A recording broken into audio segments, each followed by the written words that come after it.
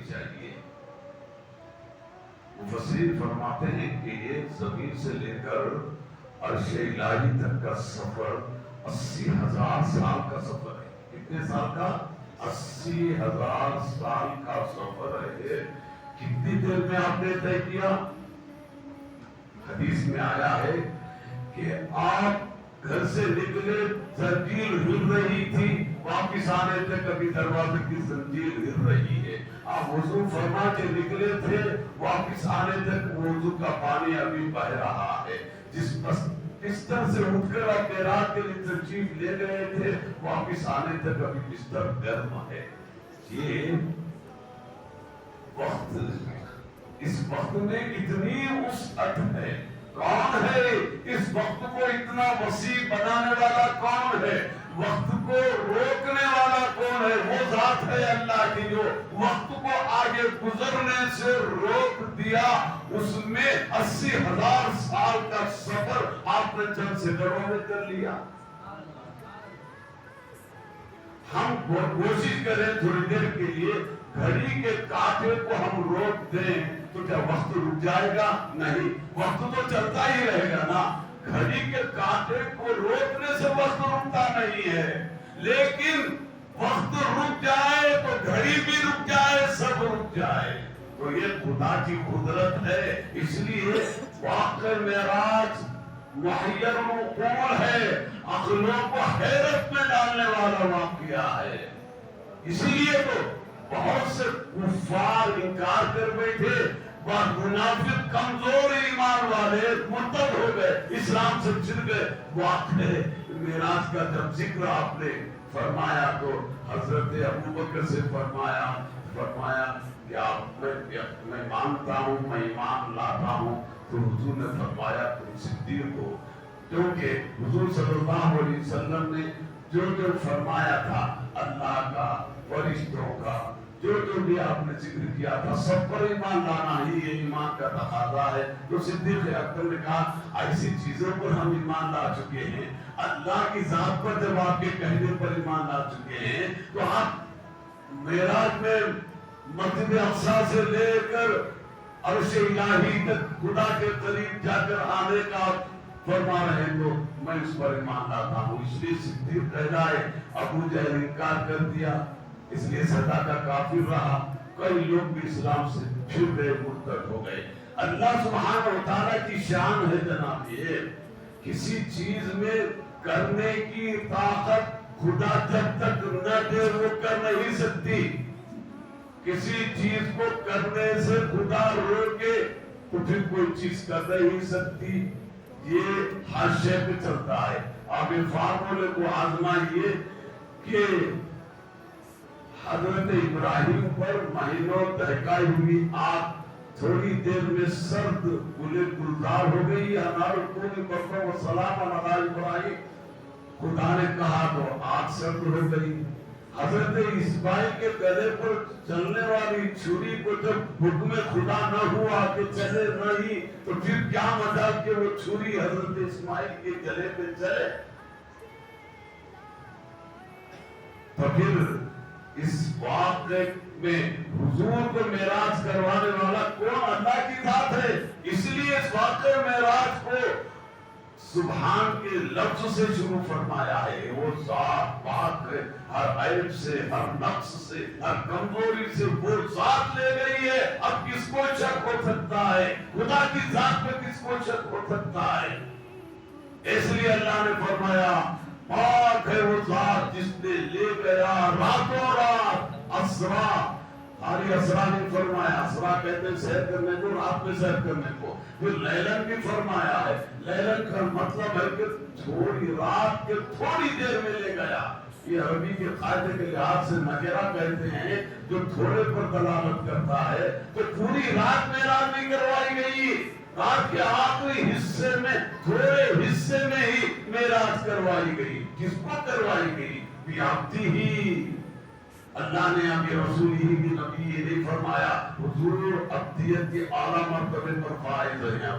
اس لیے شان رسالت کے اظہار کا وقت نہیں ہے، شان نبوت کے اظہار کا وقت نہیں ہے، بلکہ یہ شان ابدیت کے اظہار کا وقت ہے کہ عبد महबूब से मिलने जा रहा है। ये अब्द आम अब्द नहीं है, खास अब्द है, खास बंदा है जिसको अल्लाह ताला ले जा रहा है। कहाँ? मस्जिद हराम में, काबे के पास से, मस्जिद हराम से, हतीम काबा से। रिवायत 2-3 आए हैं, हतीम काबा से भी और हजरत उम्मे हानी बिन्त अबी तालिब के घर से भी मेराज होने का रिवायत में आया है। तो यहाँ से आपने सफर शुरू फरमाया तो मस्जिद अक्सा यानी बैतुल मक़दस में जो क़िबला अव्वल है वहां तक आपने बुराक पर सफर फरमाया। फिर वहां से 7 आसमानों का सफर आपने, रिवायत में आया है कि मेराज कहते सीढ़ी को ऊपर चढ़ने वाला आला, सीढ़ी पर आपने 7 आसमान पर सफर किया। हर आसमान पर एक नबी से मुलाकात हुई, हजरत आदम से, हजरत ईसा व याहया से, हजरत यूसुफ से, हजरत हारून से, हजरत मूसा से, हजरत इब्राहिम से। ये मुख्तलिफ आसमानों पर मुख्तलिफ अंबिया किराम आपका इस्तक़बाल फरमाते रहे और सबने बधाई दी, सबने दुआएं दिए। आखिरी आसमान से आसमान पर हजरत इब्राहिम अलैहिस्सलाम ने आपका इस्तक़बाल फरमाया। तो फिर आप वहां से हजरत जिब्रील 7 आसमानों के बाद सिदरतुल मुंतहा पर जाके रुक गए और फरमाया कि ये मेरा ठिकाना है, मेरी क़यामगाह है, यहाँ से मैं आगे नहीं बढ़ सकता। अगर एक सरे हुए बरतर परम बसूरत फरोगी तजल्ली बसूरत फरम, अगर मैं पार बराबर भी यहाँ से आगे बढ़ जाऊं तो तजल्लियात रब्बानी से मेरे पर जल जाएंगे। हजरत जिब्रील जो सैयदुल मलाइका है, मलाइका के सरदार भी वहां रुक गए। अब आप जाने, आपको बुलाने वाला खुदा जाने कहाँ गए, वहां गए, जहां गए, जाना वहां था ना कहाँ था ना जहां था, क्योंकि वहां और जहां और कहाँ ये जमाने और मकान के लिए बोला जाता है। जिस जगह में जा रहे थे वो ना मकान था, वो ना जमाना था ना मकान था, ऐसी जगह पर जा रहे थे। रब्बे करीम ने इरशाद फरमाया, वो जाने की सवारी रफ थी। वहां से जाने के बाद जब पहुंचे तो कुरान कहता है दना फतदल्ला फकान क़ाब क़ौसैन औ अदना, इतने करीब पहुंचे कि अरब में एक कमान, गुर्बत को एक कमान के 2 किनारों से तस्बीह दी जाती है। उस गुर्बत को किसी बंदे की, किसी बंदे से गुर्बत को एक कमान के 2 किनारों से गुर्बत की तशबीह दी जाती है।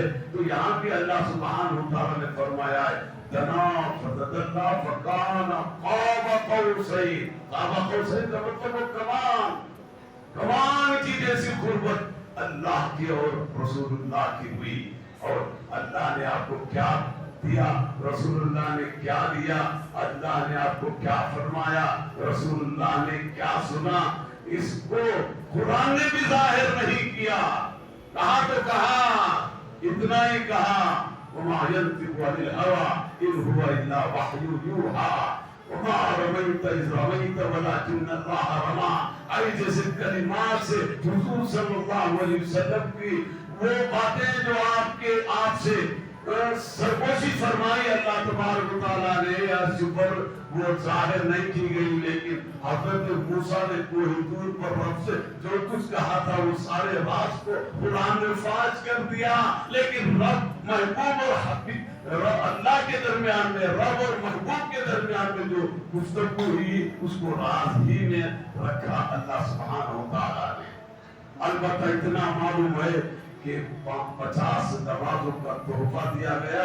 फिर वो आते आते हजरत मूसा के पास आते, वापस जाते जाते 5 नमाजें रह गई कि हजरत मूसा ने कहा था कि आपकी उम्मत 50 नमाजें नहीं पढ़ सकती, इसलिए कम करवाइए। हजरत मूसा को कितनी उम्मत मुस्तफा से हमदर्दी है, हमदर्दी वो नहीं थी बल्कि मकसद ये था कि वो दूर पर खुदा का दीदार करना चाहा तो हुक्म हुआ गलत तरानी, ऐ मूसा तो मुझे देख नहीं सकते। एक नूर की तजल्ली पड़ गई तो कोहे दूर रेजा रेजा हो गया। हजरत मूसा बेहोश होकर गिर पड़े थे। लेकिन आज मौका था कि रसूलुल्लाह अपने खुदा के کا دیدار فرماتے اور ان کے آنکھوں میں آنکھیں ڈال کر روح مصطفیٰ کے آئینے میں جمال خداوندی کا مشاہدہ کروں. اس لیے حضرت موسیٰ بار بار حضور کو بھیج رہے تھے. حضور آ رہے تھے, نماز کی تخفیف کا ایک بہانہ تھا, لیکن حضرت موسیٰ کو وہ طلب جو تھی اس کو پورا کرنا تھا. دیدار الہی تو ہوا نہ تھا, لیکن آئینے جمال مصطفیٰ میں اللہ سبحانہ وتعالیٰ کے جمال کا دیدار کر رہے تھے حضرت موسیٰ علیہ السلام. یہ تحفہ امت محمدیہ کو ملا 50 میں سے 5, لیکن 5 بھی اگر صحیح ادا کر دو تو 50 نمازوں کا ثواب بالکل محفوظ ہے. اور کون ہے بندہ جو 5 نمازوں کا اس قدر اہتمام کرے جو 50 نمازوں کا ثواب لوٹنے کے لیے تیار ہو جائے. امت مسلمہ کی حالت کتنی زبر اور کتنی بگڑی ہوئی ہے کون بیان کر سکتا ہے, کون بتا سکتا ہے. اذانیں ہوتی ہیں, کاروبار نہیں چھوڑتے, اذانیں ہوتی ہیں, ملازمت جاری ہے, اذانیں ہوتی ہیں, کوئی مسجد کو آتا نہیں, مسجد میں صفے خالی ہیں, فجر میں تو صفے ہی نہیں ہے. یہ حالت مسلمانوں کی ہے.